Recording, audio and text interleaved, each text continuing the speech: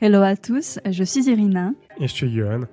et aujourd'hui on avait envie de faire un épisode un peu différent parce que la crise a affecté notre quotidien et dans l'e-commerce c'est un peu pareil. Beaucoup de choses ont changé et dans très peu de temps. Les besoins et les comportements d'achat ne sont plus les mêmes, voire même vos concurrents ne sont plus les mêmes avec le confinement et la fermeture des boutiques. Et je sais que pour beaucoup d'entre vous, la situation est compliquée.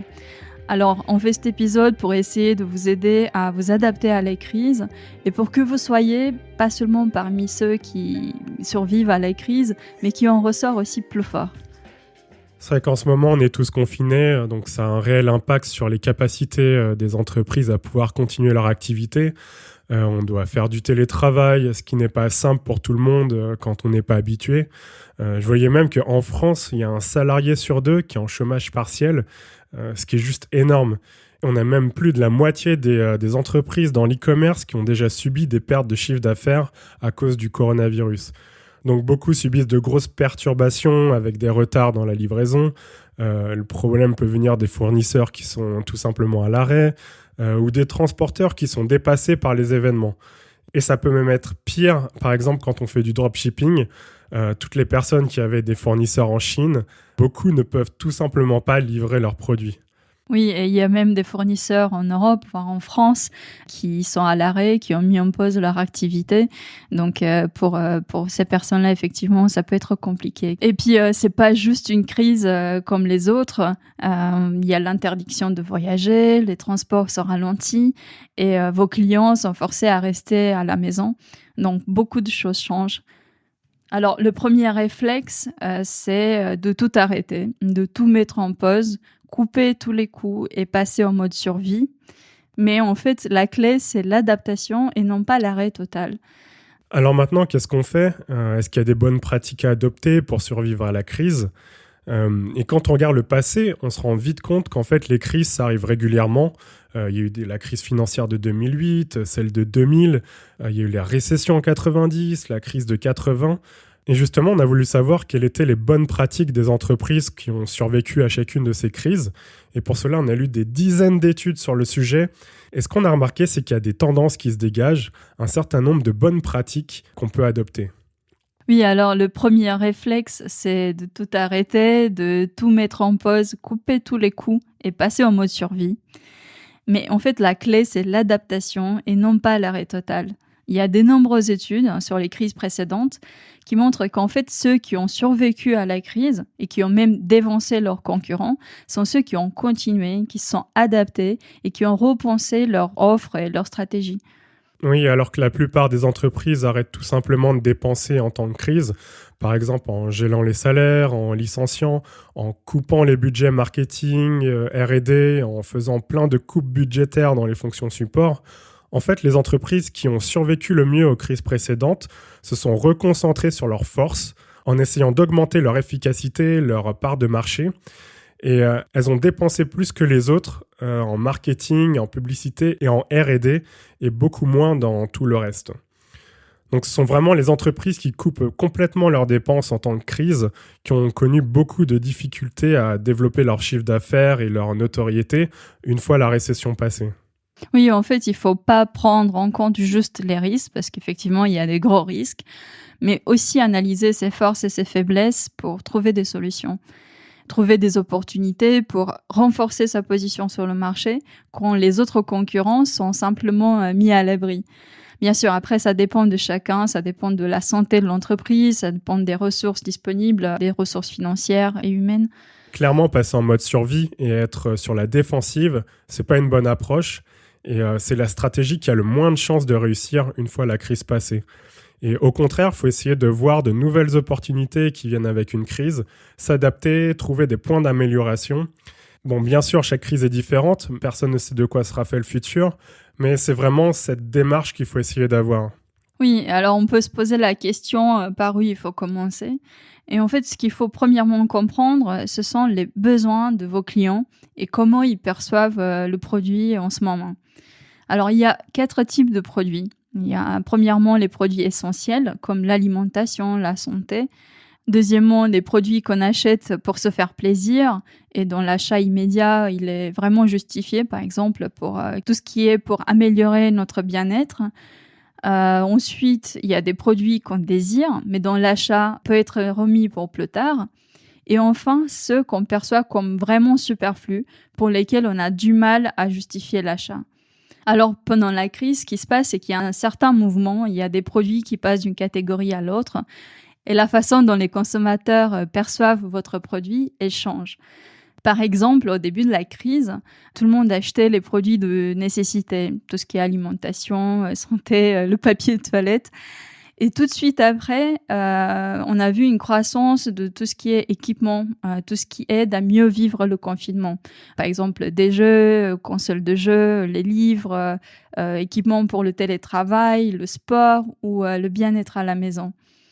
Avant la crise, un produit comme un vélo elliptique, ce n'était pas un achat nécessaire. L'achat n'était vraiment pas justifié puisqu'on allait à la gym.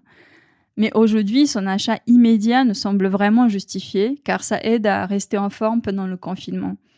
Ce qu'il faut aussi comprendre, ce sont les nouvelles habitudes de ses clients pour pouvoir adapter sa stratégie.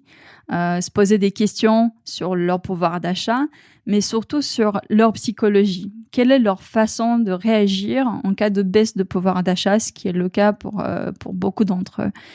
Alors, si vous vendez des produits qui sont pas chers, disons que les clients achètent chez vous surtout parce que vous proposez le prix plus bas, ou qu'ils n'achètent que si vous faites une promo, les revenus de vos clients sont probablement assez bas et dans cette période, ils vont couper toutes leurs dépenses à part les nécessités. Et même là aussi, ils vont chercher vraiment le prix le plus bas. D'autres consommateurs, c'est un peu la majorité, sont tout simplement un peu plus réfléchis. Donc, ils vont continuer à acheter, mais vont attendre une réduction ou ils vont préférer de ne plus acheter certains produits dont l'achat ne leur semble pas vraiment nécessaire. Et d'un autre côté, après, il y a aussi les consommateurs qui vont continuer à acheter comme avant. Alors, soit parce qu'ils ont les moyens, soit parce qu'ils préfèrent vivre dans l'instant présent, qu'ils veulent garder le même style de vie, peu importe l'environnement économique. Ça peut être des gens qui privilégient les expériences au fait de faire des économies et même avec plus de temps à disposition, ces personnes-là peuvent acheter plus. Donc, en fait, la façon dont vous avez segmenté vos clients avant la crise, je ne sais pas, en fonction de l'âge, d'autres critères, a moins d'importance. Ce qui compte le plus maintenant, c'est comment ils réagissent à cette nouvelle situation. Ouais, c'est ça. C'est vrai que la clé, c'est de vraiment bien comprendre ses clients, comment la crise affecte leur comportement. Et justement, il faut essayer d'aller voir dans ces données quels sont les clients, par exemple, qui achètent le plus, ceux qui restent. Aussi, quels sont les canaux d'acquisition qui fonctionnent toujours. Par exemple, dans certains cas, faire des sondages, ça peut être une bonne idée pour mieux comprendre ses clients et leur changement de comportement. Et il faut essayer de croiser les données, mixer les sources pour essayer d'identifier ces changements d'habitudes de consommation. Et ça peut être des changements aussi dans des habitudes de recherche, des nouveaux produits peut-être que maintenant ils vont essayer d'acheter. Ça peut être des changements dans leurs comportements sociaux, parce que par exemple ils sont confinés, donc ils vont moins utiliser des produits qu'on utilise d'habitude à l'extérieur. Ce qui est le plus important, c'est d'analyser les données. C'est en analysant les données qu'on peut adapter l'offre et essayer de mieux servir ceux qui achètent toujours. Car c'est toujours plus efficace de générer de revenus, de générer du cash flow en mettant l'accent sur la fidélisation. Donc vendre aux clients actuels plutôt que d'aller chercher de nouveaux clients, surtout en temps de crise. Bon, à part le cas où la demande pour vos produits elle augmente, dans quel cas c'est logique de développer l'activité et chercher de nouveaux clients. Ouais, en temps de crise, les entreprises qui réussissent, ce sont celles qui comprennent le mieux les nouveaux besoins de leurs clients pour prendre de bonnes décisions. Alors, je pense que la première chose à faire, et ce qui est le plus facile aussi, c'est de mettre en avant les produits dont les gens pourraient avoir besoin en ce moment, des produits qui sont adaptés à cette situation. Par exemple, ProMode, la marque de mode, sur leur page d'accueil, ils mettent en avant une sélection de vêtements qui sont un peu plus confortables pour rester à la maison, des salopettes, des combinaisons. Oui, vous pouvez vous poser la question aussi, quel est le nouveau quotidien de mes clients ? Est-ce qu'ils travaillent à la maison ? Est-ce qu'ils sont en chômage partiel ? Quels sont leurs nouveaux besoins ? Et de là, en fait, trouver des nouveaux produits, adapter vos produits, ajuster votre message marketing. Et il y a d'ailleurs, j'avais vu sur le site d'IKEA, parce que je cherchais quelque chose, j'avais vu. En fait, ils avaient mis en avant sur leur page d'accueil des idées pour repenser son rangement et des produits pour aménager son espace extérieur, son balcon. Ce qui est aussi intéressant, c'est qu'ils offraient surtout des conseils. Et ça, c'est quelque chose à vraiment prendre en compte en ce moment. Il ne faut pas vendre de manière agressive, mais plutôt être dans la bienveillance, apporter des conseils, faire preuve d'empathie. En fait, montrer à vos clients que vous êtes surtout là pour les servir et les soutenir. Et ça, peu importe le secteur d'activité. Il faut simplement se rendre utile. Oui, une autre idée, comme on disait tout à l'heure, donc c'est de se concentrer sur les usages à la maison au lieu des usages extérieurs. Parce qu'en fait, un des impacts du coronavirus, c'est que maintenant, on va passer plus de temps à la maison qu'avant. Donc on peut recentrer sa stratégie sur combler ce type de besoin. Et dans les commerces, il y a des choses qu'on peut faire, par exemple mettre en avant des produits que l'on peut utiliser à l'intérieur au lieu de produits qui vont être utilisés à l'extérieur. J'avais vu une étude en Angleterre sur les ventes de produits de mode. En fait, de manière globale, elles ont baissé de 30%. Mais tout ce qui est vêtements confortables qu'on peut porter à la maison, donc par exemple des joggings, des sweats. Et donc le mois dernier, ils ont remarqué qu'il y a eu une augmentation de 400% des ventes sur ce type de produits par rapport à l'année dernière. Et en plus, les marques qui performaient le mieux, ce n'étaient pas forcément les moins chères. Il y avait par exemple Ralph Lauren ou Calvin Klein qui ont eu de grosses augmentations de ventes en recentrant leurs produits, en mettant en avant des produits qu'on peut utiliser à la maison. Oui, et ça, c'est intéressant ce que tu dis, que en fait, les gens, ils ont continué à acheter leur marque préférée. Donc, c'est pas forcément, comme on disait tout à l'heure, il y a plusieurs types de clients qui vont réagir différemment à la crise. Et donc, il y en a certains qui vont continuer à acheter comme avant, ils vont continuer à être fidèles à leur marque préférée. Et je sais qu'il y a la tentation de baisser les prix et aller chercher des clients qui ne sont peut-être pas dans votre cible. Mais en faisant ça, on risque de dégrader l'image de marque. Car vos clients fidèles, ils vont peut-être rien comprendre de votre stratégie et vous risquez de les perdre. Ce qui est mieux, c'est de rester focus. Pourquoi pas baisser les prix et faire des offres spéciales pour vos clients actuels, c'est quelque chose qui fonctionne. Mais dans l'optique de mieux les servir. Vous pouvez par exemple proposer un paiement en plusieurs fois, offrir la livraison ou rallonger le retour. Oui, d'ailleurs, vous avez sûrement déjà entendu parler de la loi de Pareto, la loi des 80-20. Elle s'illustre bien dans plein de domaines. Souvent, on remarque que, par exemple, 80% du temps, on va porter 20% de nos vêtements, que 80% du trafic sur les routes se fait sur 20% des routes. Dans la réalité, c'est jamais si précis à la virgule près, mais c'est à peu près cette proportion. Et dans une entreprise, 80% des ventes proviennent de 20% des clients. Donc c'est la raison pour laquelle c'est vraiment important, par exemple, de fidéliser vos clients existants et d'essayer d'augmenter leur fréquence d'achat. Donc ça peut être une bonne idée aussi de regarder qui sont vos meilleurs clients et de les récompenser, par exemple, avec un programme de fidélité. Donc ça encourage vos clients à faire des achats multiples et vous garantissez non seulement la longévité de votre entreprise, mais également que vos clients se sentent appréciés. Donc vous pouvez les récompenser lorsqu'ils ont accompli certaines actions à la première inscription et même créer des récompenses exclusives qui ne sont disponibles que sur une période limitée pour réengager vos clients existants avec un programme de fidélité. Et d'ailleurs, si vos produits le permettent, ça peut être aussi une bonne idée de créer un programme d'abonnement. En fait, lorsque vous avez des clients qui paient tous les mois un abonnement, ça assure une source de revenus prévisible et c'est pas mal pour votre trésorerie. Si vous avez par exemple un site e-commerce qui vend du café, c'est toujours mieux d'avoir une partie des clients qui paient un abonnement pour recevoir tous les mois leur café préféré. D'ailleurs, on a fait un épisode spécial sur l'abonnement où on vous donne plein d'idées sur comment vous pouvez le mettre en place. C'est l'épisode 12 du podcast des ventes en pilote automatique. Oui, l'abonnement, c'est une bonne idée. Après, ça dépend de type de produit. Et aussi, une autre idée, ce serait d'offrir à la location les produits au lieu de les vendre. Alors bien sûr, ça fonctionne pas, dans tous les secteurs, mais je sais que, par exemple, Formilab, c'est une marque, de meubles, faits de manière artisanale et éco-responsable. Ils proposent en ce moment des meubles et des bureaux à la location pour les entreprises au lieu de les vendre. Ce qui facilite forcément le passage à l'action pour les entreprises qui ont moins de budget en ce moment. Si on regarde dans le passé, ce qu'on remarque, c'est que les entreprises qui ont moins souffert pendant les crises sont ceux qui ont une image de marque forte.